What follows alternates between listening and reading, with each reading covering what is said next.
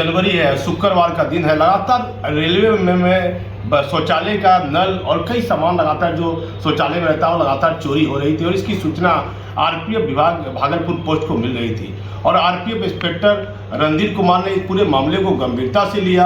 अब देखिए मैं दिखा देता हूँ आपको। कई लोग बोलते हैं कि ये पीतल की भी है, कई लोग बोलते हैं स्टील की भी है और जो जिनकी दुकान से ये बरामद हुआ है और जो गिरफ्तार हुए हैं उस व्यक्ति श्रीकांत साहू है। नाथनगर चौक पर इनकी दुकान है। स्टील का बर्तन और तांबा वांबा कुछ ये कारोबार भी करते हैं। मैं इनका पूरा परिचय लेता हूँ, ये आप पूरा नल देख लीजिए अब मैं इनसे बात करता हूँ। क्या नाम हुआ आपका? श्रीकांत प्रसाद। श्रीकांत जी, कौन सी की दुकान आपको है? एल्युमिनियम बर्तन यही सब। तो कैसे आपके दुकान से सरकारी चीज बरामद हुआ? सरकारी चीज देखिए, हम लोग का कार खरीदना है। हाँ। कोई पीतल बेचने आया है, कोई तहवा बेचने आया है, तो हम लोग का कारोबार है खरीदना और कुछ बदल के सामानों को ले लेता है। यही हम लोग का। कभी आपको एहसास नहीं हुआ कि ये आपको चोरी का है? झूठ बात नहीं बोल रहे हैं, हमको पता ही नहीं सब क्या करें। नहीं, हमारा तो एक आंख तो डैमेज है। एक आंख डैमेज है, एक आंख से नहीं झलकता है। तो क्या पूरा नाम क्या लिखते हैं? श्रीकांत प्रसाद। श्रीकांत प्रसाद लिखते हैं। अब देखिए श्रीकांत प्रसाद की उम्र लंबी है। कितना उम्र होता होगा? 62 वर्ष इनकी उम्र है। और कौन सी का दुकान बताएं? एल्युमिनियम बर्तन। एल्युमिनियम बर्तन का इनका दुकान। इनको एक आंख से दिखता भी नहीं है।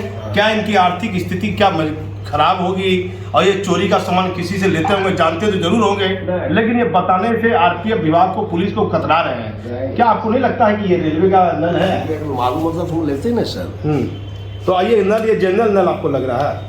हमको क्या, हमको देखिए खास कर देखते हैं पीतल होता तो लेते हैं। अब ये जानकारी नहीं था कि रेलवे का है कि ये का, ये तो पता हम लोग को नहीं। बात कब आपके यहाँ आरपीएफ की पुलिस कब गई आपके यहाँ? हमारे यहाँ आज गई ना, आज गई ना। कितना बजे गई?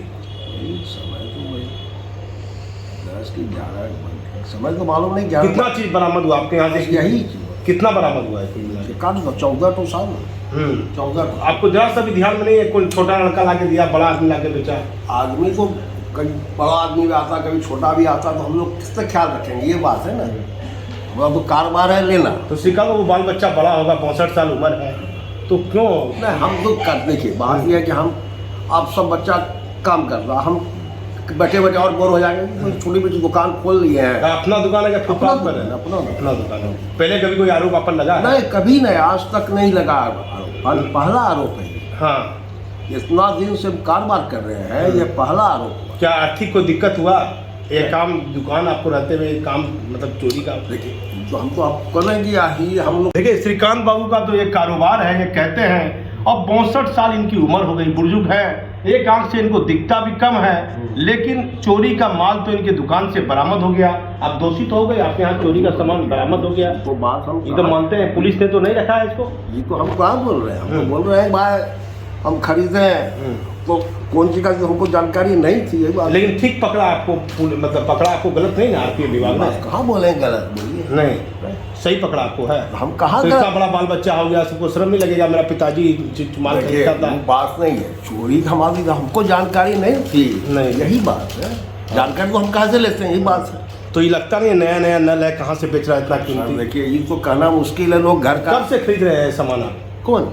हम लोग का कारोबार है ना, कारोबार है कि कोई बेचने आया, एल्युमिनियम बेचा, उसके बाद डेक्ची तो लिया। बिना जान पहचान वाले से ले लेते हैं। बात यह है कि हमको मालूम पीतल है, हमको क्या मालूम ये चोरी गई? ये पीतल है क्या स्टील है? पीतल है, स्टील है। पीतल। स्टील को लेबे नहीं करेंगे, स्टील का बिक्री। देखिए श्रीकांत जी कहते हैं कि ये पीतल है और पीतल कैसे किलो मिलता है? अभी 400 रुपया खरीद। और आप कैसे लेते हैं? 450? 400 रुपया लेते हैं। 400 रुपया लेते हैं। अपनी जो क्या करते हैं? हमारा भी महाजन आता, हमको भी ले जाता। तो क्या फायदा मिलता है आपको? हमको 25 रुपया किलो का फायदा होता है। 25 रुपया किलो? आजकल तो कंपटीशन बाजार है, क्या करेंगे? बाजार का कंपटीशन का, कोई कहेगा 100 रुपया। 25 रुपया के लिए आप वो सामान बिना जाने पहचाने ले लेते हैं? सर तो हम लोग 1 किलो हुआ होगा 14 नल, आप बताइए कितना हुआ होगा? 1 किलो होगा 14 का 1 किलो लगभग। तो आप 25 रुपया के लिए आप जेल जा रहे हैं?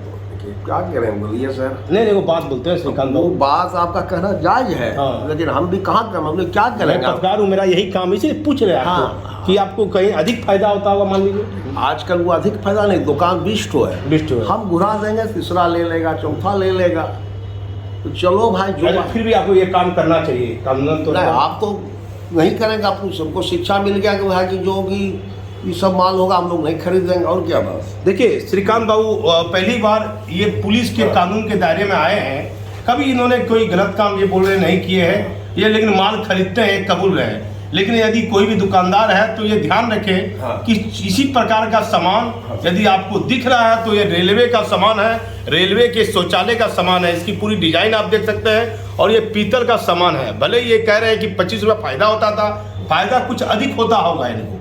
भले ये जो इस बात पर यहाँ पर झूठ बोलते दिख रहे हैं, क्या झूठ नहीं बोल रहे हैं? सही बोल रहे हैं, 25 रुपये के जो भी बोल रहे हैं हम सही बोल रहा हूँ। ऐसे आजकल एक दुकान नहीं ना है, 20 दुकान है। 20 दुकान है। हम नहीं लेंगे, दूसरा ले लेगा, तीसरा ले। क्या कोई दुकानदार को ऐसा नल खरीदना चाहिए जो और भी दुकानदार है? हम नहीं कर सकते हैं, कौन खरीदा है ये पता नहीं, खरीदना चाहिए। ये तो सामान रेलवे का ना है, ये तो हमको जानकारी नहीं थी सर। नहीं मान लीजिए और भी कोई दुकानदार को क्या कहना चाहिएगा? जैसे आप तो कानून के दायरे में आ गए, आप गिरफ्त हो गए, गिरफ्त में आ गए पुलिस के, तो और किसी दुकानदार को ये खरीदना चाहिए।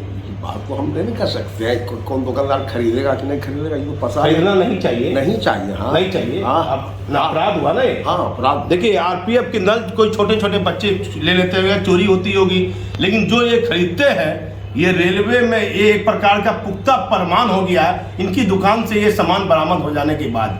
62 साल की उम्र में इनको कानून की समझ नहीं है, लेकिन ये पीतल खरीदते हैं। भले ही कुछ पैसे की लालच में इन्होंने चोरी का माल खरीद लिया और आरपीएफ भागलपुर ने बहुत सोच समझ कर इसमें काम किया है, लेकिन इनकी अपनी गलती भी मान रहे हैं। गलती मान रहे हैं ना? गलती मान रहे हैं ना?